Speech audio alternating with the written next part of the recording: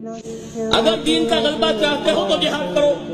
نہیں کرتے ہو تو جہنم سے چھٹکارا پانے کا خیال بھی تمہاری خام خیالی ہے۔ یہ نہیں کہا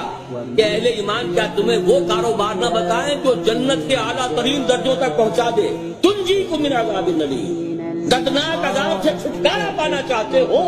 تو نازل۔ اے نبی ان سے کہہ دیجئے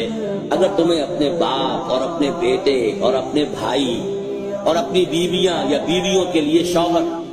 اور اپنے رشتہ دار اور وہ مال جو تم نے بڑی محنت سے جمع کیے ہیں اور وہ تجارت جس کی کساد کا مندے کا تمہیں اندیشہ رہتا ہے اور وہ بلڈنگیں جو تمہیں بڑی پسند ہیں، بڑے چاؤ سے بنائی ہیں، اگر یہ 8 چیزیں محبوب تر ہیں اللہ سے اور اس کے رسول سے، اس کی راہ میں جہاد کرنے سے، دفع ہو جاؤ، فتربصوا، جاؤ انتظار کرو، بیٹھو، حتی یاتی اللہ بامرہ، یہاں تک کہ اللہ اپنا فیصلہ سنا دے۔ واللہ لا یہدی القوم الفاسقین، اللہ ایسے ناہنجاروں کو ہدایت نہیں دے۔